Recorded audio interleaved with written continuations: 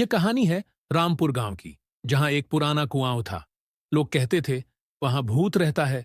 सोनू डरते हुए मोनू से कहता है, चलो जल्दी घर चलते हैं, अंधेरा हो रहा है। मोनू हंसते हुए।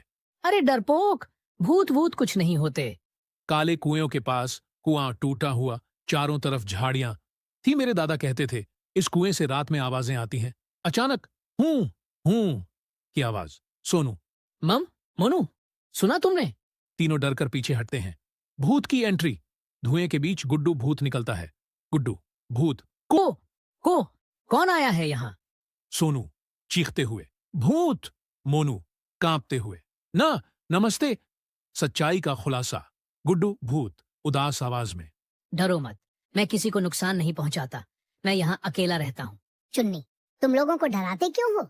गुड्डू भूत, क्योंकि कोई मुझसे बात नहीं करता, सब मुझे बुरा समझते हैं। डर से दोस्ती तक। मोनू, तो तुम अच्छे भूत हो?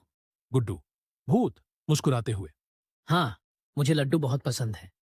सोनू, भूत को भी लड्डू पसंद होते हैं। सब हंसते हैं। गांव की परेशानी। गुड्डू भूत, वैसे एक समस्या है।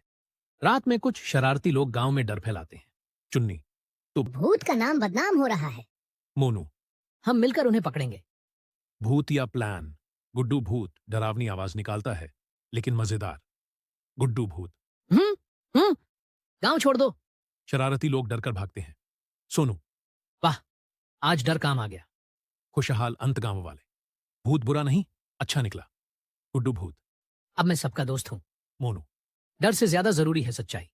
नैरेटर, आखिरी सीख। बच्चों, हर डरावनी चीज बुरी नहीं होती। समझदारी और दोस्ती से डर भी मजा बन जाता है।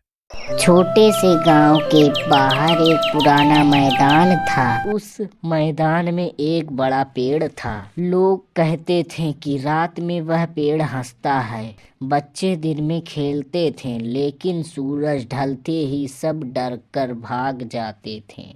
एक दिन दो दोस्त मोनू और सोनू तय करते हैं कि वे रात में उस पेड़ के पास जाएंगे। दोनों धीरे धीरे पेड़ के पास पहुंचते हैं। अचानक से तेज हवा चलने लगती है और पेड़ से हंसने की आवाज आती है। हा हा हा हा। पेड़ से डरावनी हंसी सुनाई देती है। मोनू डर के मारे कांपने लगता है, लेकिन सोनू हिम्मत करता है। तभी पेड़ से एक छोटा सा भूत बाहर निकलता है। उसकी आंखें चमक रही थी, लेकिन चेहरा मासूम नहीं था। भूत बोलता है, डरो मत, मैं किसी को नुकसान नहीं पहुंचाऊंगा। लोग मुझे देखकर भाग जाते हैं, इसीलिए मैं अकेला हूँ।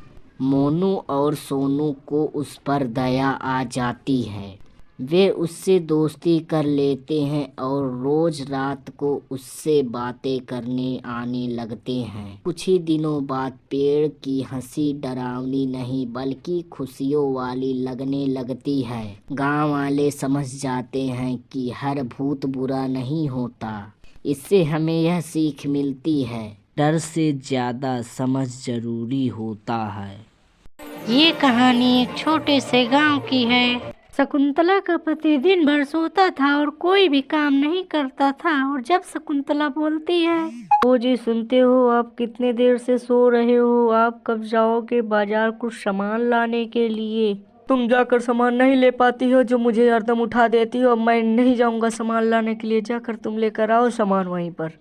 ओ जी, आपके मुझे डांट रहे हो। आपको मैं बोलती हूँ कहीं पर जाने के लिए तो आप चिल्लाने लगते हो, और ना ही काम करने के लिए जाते हो और ना ही कुछ सामान लाने के लिए जाते हो। आप क्यों? और फिर शकुंतला का पति गुस्से में बोलता है कि अब तुम मुझसे बोले कि कहाँ पर जाना है, कहाँ पर नहीं जाना है। और फिर बोलते बोलते वो वहाँ से चला जाता है। और फिर शकुंतला बोलती है, हे भगवान, कब ये सुधरेंगे? और फिर उसका पति गांव के ढाबे पर पहुंचता है। फिर शकुंतला का पति गुस्से में बोलता है कि क्यों भाई, आज क्यों ढाबा बंद कर दिए हो इतनी जल्दी? अरे तुम क्यों इतने गुस्से में बोल रहे हो? तुम्हारा ढाबा है क्या? मैं चाहे जल्दी बंद करूँ चाहे देर में बंद करूँ, तुम्हारा क्या जाता है? फिर शकुंतला का पति ढाबे वाले से झगड़ा करके चला जाता है। फिर शकुंतला का पति जंगल की तरफ चला आता है।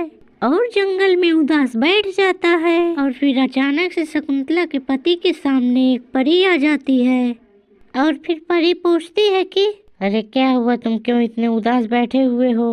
और फिर शकुंतला का पति देखकर हैरान हो जाता है और उठकर बोलता है, क्या सच में तुम एक परी हो? हाँ मैं एक परी हूँ।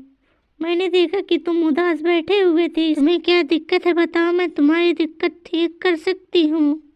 मेरी यही दिक्कत है, मैं सभी से झगड़ा कर लेता हूँ। मैं अपने पत्नी से भी झगड़ा कर लिया था और ढाबा वाले से भी झगड़ा कर लिया था। मैं इसीलिए चिंता में होकर जंगल में चला आया था। अब जाओ, मैं तुम्हें आशीर्वाद देती हूँ, तुम किसी से भी झगड़ा नहीं करोगे, खुशी खुशी जाओ घर पे, तुम्हारी पत्नी भी तुम्हारा इंतजार कर रही होगी।